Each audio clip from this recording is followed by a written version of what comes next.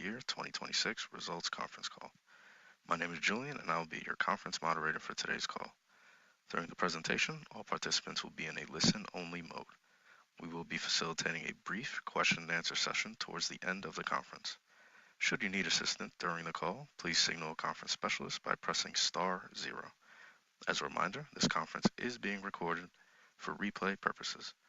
I would now like to turn the call over to Martha Gonder, Director of Investor Relations with BlackBerry. Thank you. You may begin. Thank you, Julian. Good afternoon, everyone, and welcome to BlackBerry's first quarter fiscal year 2026 earnings conference call. Joining me on today's call is BlackBerry's Chief Executive Officer, John Giamatteo, and Chief Financial Officer, Tim Foote. After I read our cautionary note regarding forward-looking statements, John will provide a business update and Tim will review the financial results. We will then open the call for a brief Q&A session. This call is available to the general public via call-in numbers and via webcast in the investor information section at blackberry.com. A replay will also be available on the blackberry.com website. Some of the statements we'll be making today constitute forward-looking statements and are made pursuant to the safe harbor provisions of applicable U.S. and Canadian securities laws. We'll indicate forward-looking statements by using words such as expect, will, should, model, intend, believe, and similar expressions. Forward-looking statements are based on estimates and assumptions made by the company in light of its experience and its perception of historical trends, current conditions, and expected future developments, as well as other factors that the company believes are relevant. Many factors could cause the company's actual results or performance to differ materially from those expressed or implied by the forward-looking statements. These factors include the risk factors that are discussed in the company's annual filings and MD&A. You should not place undue reliance on the company's forward-looking statements. Any forward-looking statements are made only as of today, and the company has no intention and undertakes no obligation to update or revise any of them, except as required by law. As is customary during the call, John and Tim will reference non-GAAP numbers in their summary of our quarterly results. For a reconciliation between our GAAP and non-GAAP numbers, please see the earnings press release published earlier today, which is available on EDGAR, SEDAR+, and BlackBerry.com websites. And with that, let me now turn the call over to John. Thanks, Martha, and thanks to everyone for joining today's call. We made a very solid start to fiscal year 2026 with our results beating the top end of guidance almost entirely across the board.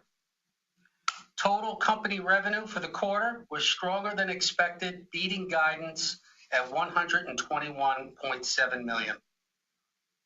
BlackBerry delivered solid profitability with adjusted EBITDA growing over 55% year over year and beating the top end of the guidance range at $16.4 million. Likewise, non-GAAP earnings per share beat guidance at positive 2 cents.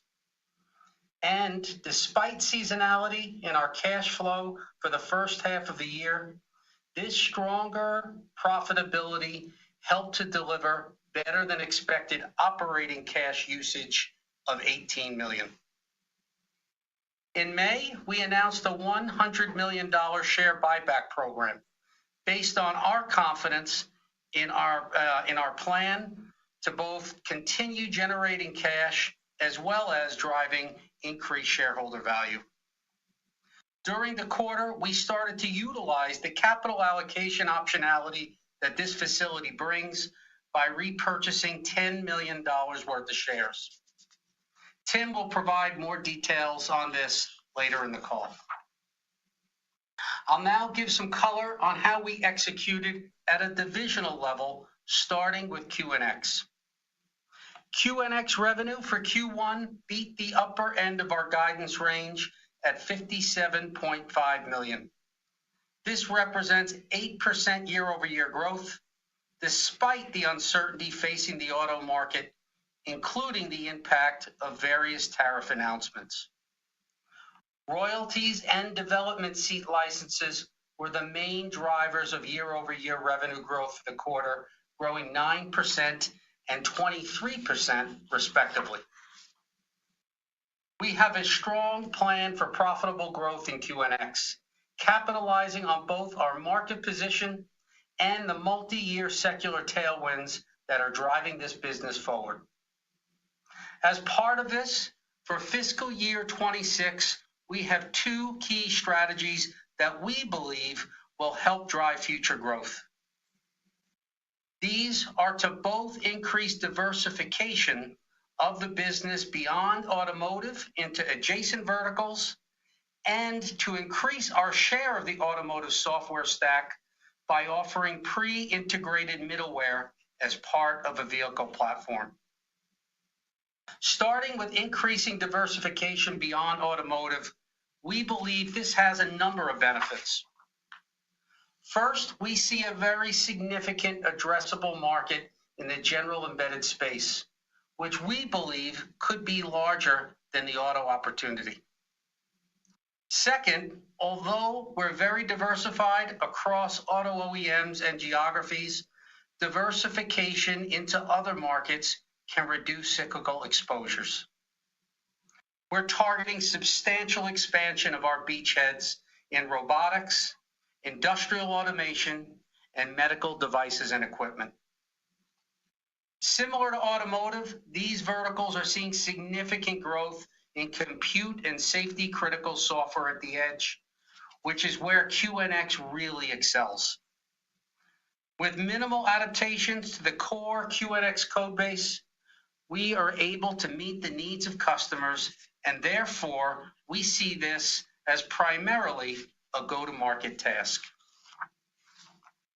Accordingly, we're adding industry expertise and growing our GEM-focused sales force.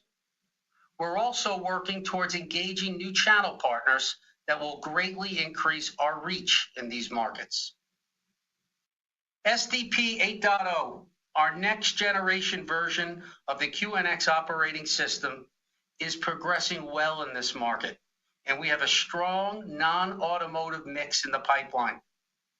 In fact, GEM currently represents 43% of our total SDP 8.0 pipeline, with the overall pipeline having grown by 55% in the quarter. Further, our largest SDP 8.0 design win to date was with a leading industrial automation OEM. They will deploy the latest version of QNX across multiple applications. These are clear data points that show how our increased investment in GEM is already starting to generate real returns. The second focus is the QNX vehicle platform that was announced earlier this year at CES.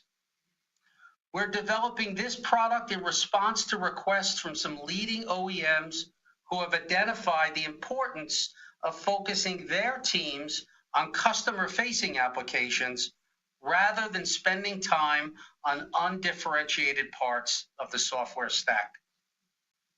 Yesterday, we announced a memorandum of understanding with leading middleware provider Vector to provide a highly integrated hardware-agnostic solution that customers can leverage across the vehicle.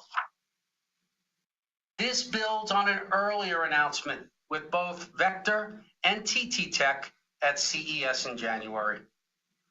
The goal is to help our customers simplify development and shorten time to market.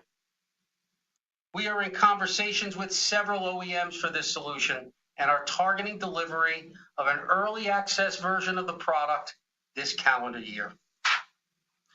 We continue to refine the business model for this platform, but should it be successful, directionally, we expect it to provide a significant uplift to our royalty ASP once deployed in vehicles. We were excited to announce the launch of QNX Hypervisor 8.0 at the end of the quarter. The hypervisor is an important part of our portfolio, allowing customers to virtually host guest operating systems like Android and Linux alongside safety critical applications running on QNX, all on the same chip. Upgrading the hypervisor to the next generation performance standards of our SDP 8.0 operating system can help cement our leadership position within mixed criticality domains like the digital cockpit. QNX thrives in high performance, safety critical use cases. Autonomous drive is a great example. This past quarter, we announced that WeRide, a global leader in autonomous drive technology, is using QNX as the foundation for L2 plus passenger vehicles. In fact, this technology is already being deployed in a couple of Chery's vehicle models that are on the road in China today. As autonomous drive continues to ramp worldwide, we see this as an exciting opportunity for BlackBerry. We're working to build the QNX ecosystem through the availability of QNX products for non-commercial use and the development of QNX-centric training programs. We believe that having a stronger community of developers and partners with QNX experience will help drive adoption across OEMs, especially in the general embedded market. This quarter, we initiated a program in India with more than 30 educational institutions developing or currently offering QNX-focused courses. We're also working with institutions in North America with the goal of launching additional courses this calendar year. In terms of the macro, there is clearly uncertainty in the market, which we are currently having to navigate, with some of our customers pulling guidance until market conditions become clearer. While we have not seen any direct impacts from the automotive tariffs, there have been some delays to customer buying decisions due to this macro uncertainty. As the OEMs navigate possible disruption to supply chains, there could also potentially be impacts on production volumes, which could impact royalty revenue. We're taking these factors into account in our guidance and will continue to monitor closely as we head through this fiscal year. Moving now to our Secure Communications division. This was a strong quarter for the division, beating the top end of our guidance range with quarterly revenue of $59.5 million. Annual recurring revenue, or ARR, was stable at $209 million. Our dollar-based net retention rate, or DBNRR, also remained relatively flat at 92%. These stable fundamentals position the Secure Communications division well as a solid source of EBITDA and cash flow for BlackBerry. The stronger than expected revenue number was in large part driven by the strength of our SecuSmart product. This was another strong quarter for sales to the German government, where we closed some large deals earlier than expected. In addition to the core German market, the pipeline of potential deals with customers around the world continues to grow, especially where we're seeing significantly increased budgets, particularly in defense. Governments are increasingly evaluating the tools they use in the wake of vulnerabilities seen in using consumer-focused platforms for critical communications. While sales cycles in governments are typically long, we are optimistic about our ability to close additional deals for SecuSmart this fiscal year. During Q1, Ad Hoc earned FedRAMP High authorization, the highest level of attainment for safeguarding mission-critical sensitive data within the U.S. federal government. As the first critical event management platform to achieve FedRAMP High, this further strengthens our moat and further expands our addressable market. During the quarter, we secured wins for Ad Hoc with several U.S. federal organizations, including the U.S. Marine Corps, U.S. Air Force, Senate, FEMA, the White House Communications Agencies, as well as other organizations in Germany and Canada. Moving on to our unified endpoint management product, BlackBerry UEM. UEM continues to perform as expected, with some ongoing churn with customers moving to a cloud-based architecture, partially offset by a deepening of our on-premise moat for those customers who particularly value data sovereignty. One of the legacy players in this market has signaled the end of life for their on-premise solution. In contrast, we continue to make targeted investments. This quarter, we secured deals for UEM with a broad spectrum of customers, including the U.S. Special Operations Command, U.S. Air Force, the UK's Sellafield Nuclear Power Establishment and National Grid, the Qatar National Bank, leading U.S. bank Oppenheimer, and the Netherlands Government Shared Services. These data points increase our confidence in both defending and expanding our UEM on-premise customer base. Touching briefly on IP licensing, this was a solid quarter where revenue from pre-existing licensing deals drove the quarterly result of $4.7 million. We understand that Malachy, the party that purchased our non-core patents in 2024, is pursuing a number of potential licensing opportunities. Should they be successful, BlackBerry will participate in the profit they generate. While we do not expect incremental revenue this current year, it could provide upside in fiscal year 27 and fiscal year 28. With that, let me now turn the call over to Tim, who will provide further details on our financials. Thank you, John, and good afternoon, everyone. As John mentioned, revenue for the total company in the quarter exceeded the top end of guidance at $121.7 million. On the cost side, this was a quarter of puts and takes. We saw OPEX headwinds from FX due to a weakening US dollar. A significant portion of our costs are denominated in other currencies, especially the Canadian dollar and euro. However, we also had some items go our way, including approximately $4.5 million of grant funding as a result of our newly reinvigorated partnership with the Canadian Government Strategic Innovation Fund. The fund is to support the development of cutting-edge technology in Canada, and it helped offset some of our incremental R&D investment in QNX during the quarter. Total company adjusted gross margin expanded by 1% year over year to 75%, and total company adjusted EBITDA beat expectations at $16.4 million. Overall, the hard work the team has done over the past year to implement tight cost controls is really showing benefits. Adjusted net income for Q1 was $12.3 million, and BlackBerry achieved positive quarterly GAAP net income for the first time in over 3 years at $1.9 million. Adjusted EPS also beat expectations at 2 cents.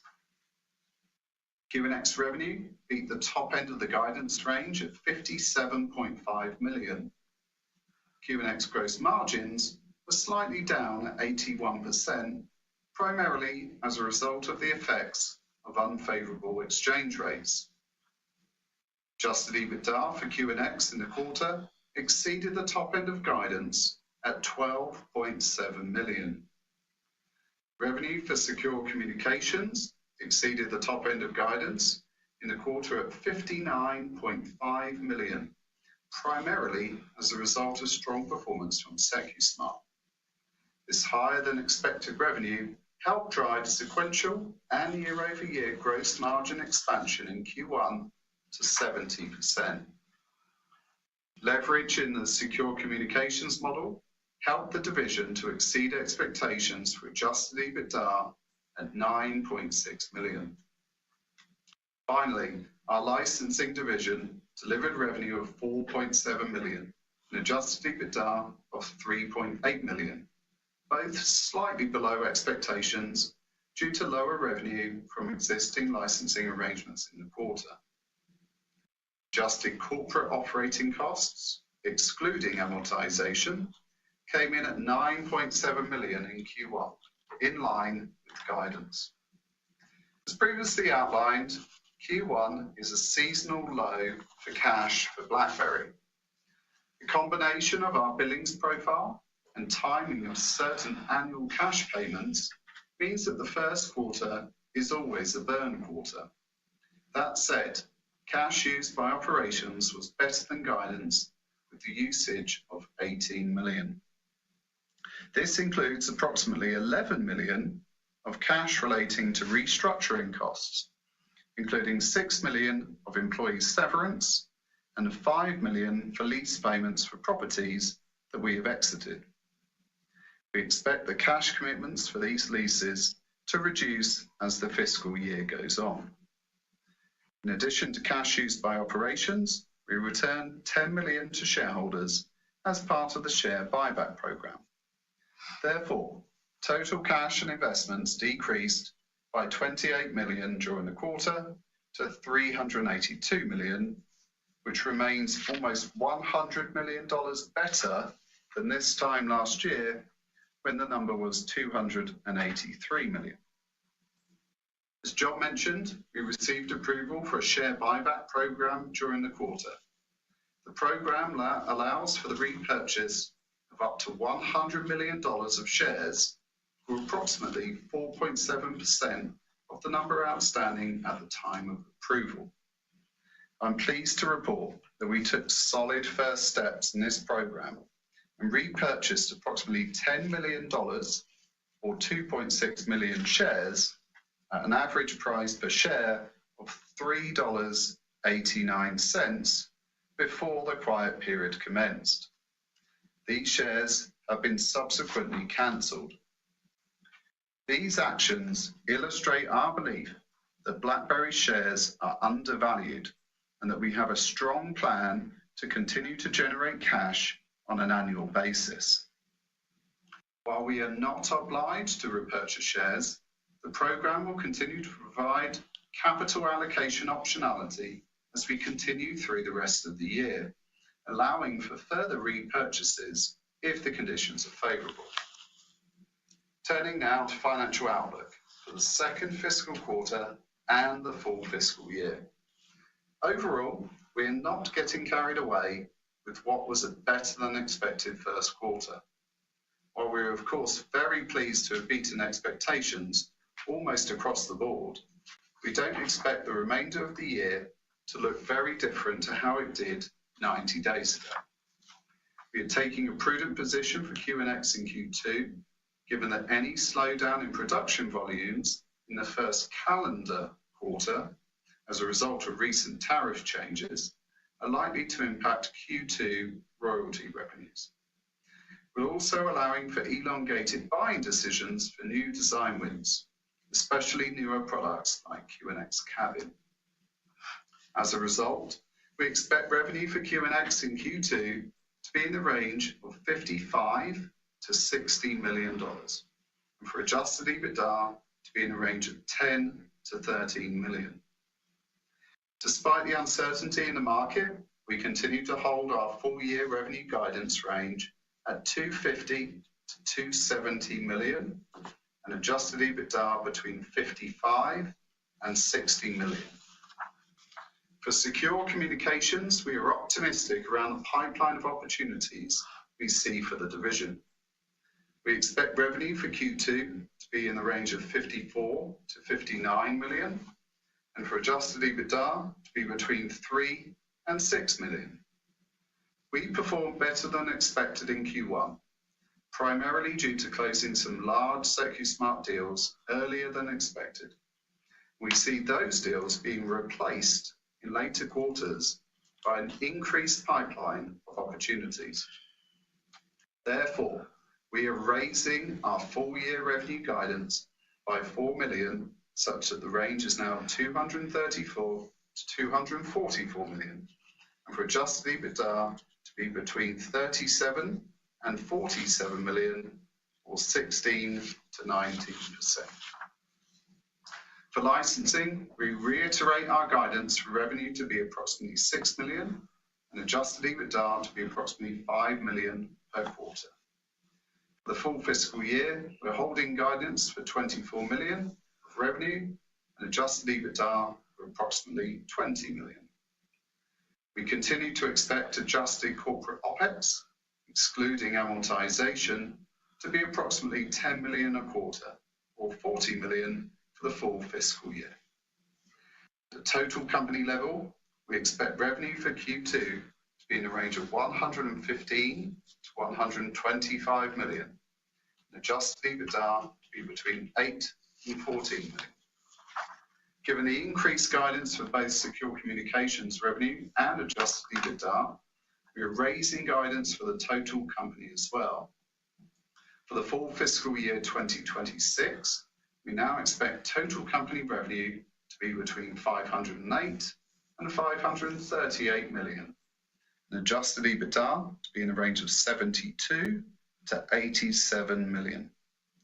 For non-GAAP EPS, we expect it to be between break-even and 1 cent in the second quarter, and to remain between 8 and 10 cents for the full fiscal year.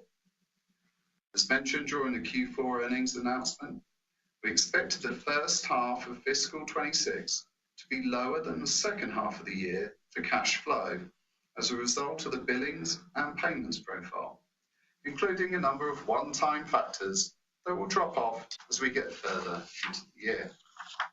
Due primarily to tax payments falling during the quarter, which relate to a number of prior years for countries outside of North America, we expect another quarter of cash usage, albeit sequentially lower.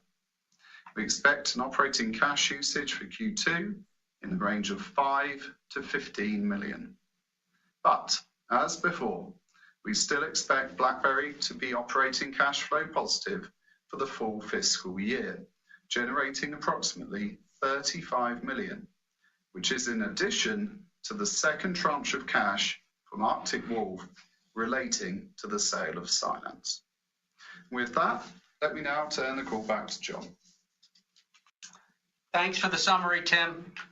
And before we move to Q&A, let me quickly summarize. Q1 was a good quarter for BlackBerry, with total company revenue, adjusted EBITDA, EPS, and cash usage beating guidance. QNX delivered a better than expected quarter, despite the challenging landscape in the automotive industry, as our solid strategy to both help our customers execute on their software development goals and to diversify into non-automotive verticals continues to show positive signs of traction. Secure communications performed better than expected from both a top and bottom line perspective in the quarter, and we're raising our guidance for the full year. With both these divisions performing well, we believe BlackBerry is in a strong position to continue to generate profit and cash over the long term. With this solid foundation, we've started to execute on repurchasing shares and have significant runway should it be appropriate to continue buying more. So let's now move to Q&A. Operator, could you please open up the lines?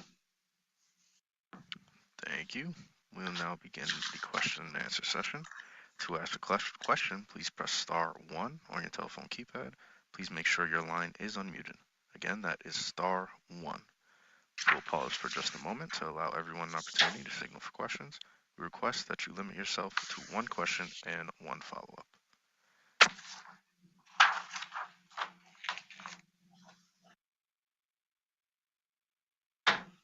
And our first question comes from the line of Todd Coupland with CIBC Capital Markets.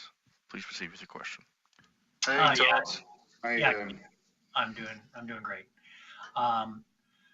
So I wanted to ask a question on QNX and the macro environment. You talked about how you hadn't seen changes to production schedules but you're anticipating that that's going to happen in this current quarter. Is that assumption already being realized in the production schedules you're seeing, or are you just building in that downside protection into the guide? Yeah, so great question, Todd. Ultimately, the Q2 or our fiscal Q2 royalty revenue is a function of production that happens in Q1. So we don't get the final production numbers by model, which obviously impacts how much royalty we're going to get until into Q2. So we priced in a reasonable amount of risk there in the guidance that we've given, that 55 to 60, to allow for some potential disruption that we haven't yet fully seen in those numbers. Yeah, great. And is there enough clarity in the market at this point to give you more confidence for the rest of the year, or are you still concerned beyond this quarter about possible production disruptions? I mean, it's a very fluid situation. I think John mentioned that some of our customers have actually stood down their guidance. So the fact that we still got our guidance up shows that we do have a certain level of visibility. But things can change. It's very fluid. I think we priced in a reasonable amount of risk, and when we look at the year, who knows what's going to happen, Todd? Well, just like you and everyone else, we're going to have to see how things pan out. But we feel pretty confident that we're not entirely reliant on royalties. We do have other streams as well, the professional services and also the development seats. So we feel pretty good where we're at. Thank you. And our next question comes from the line of Paul Treiber with RBC Capital Markets. Please proceed with your question. Hey, Paul. We lost Paul. Ms. Treiber, your line is up for questioning. Oh. Okay. We may have lost Paul there. No worries. The next question comes from the line of Luke Junk with Baird. Please proceed with your question. Good afternoon. Thanks for taking the questions. I guess, John, I want to start with the comments you made on SDP 8.0, the strong non-auto mix in the pipeline, and that the overall pipeline grew by, I think you said 55% in the quarter. Can you just help us size that? Big numbers in percentage terms, but trying to understand how material that is, and maybe if you'd be able to square that with the backlog disclosures that you've made for QNX. Thank you. Yeah, I don't think we've updated the backlog at all, Luke, from the last, numbers that we were at 865, million.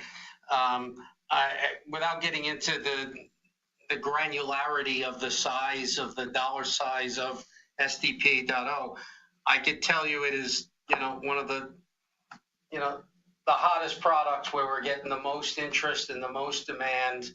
And it's encouraging to see that it's not just in the automotive space with some of the next generation applications but also as we turn more of our attention towards GEM, towards robotics, towards industrial automation, we're seeing quite a bit of appetite, for it. So it's hard to share, too much granularity with it, other than we're just happy to see that not only is the total pie growing in terms of overall pipeline, but each of the respective pieces of the pie across automotive and the GEM space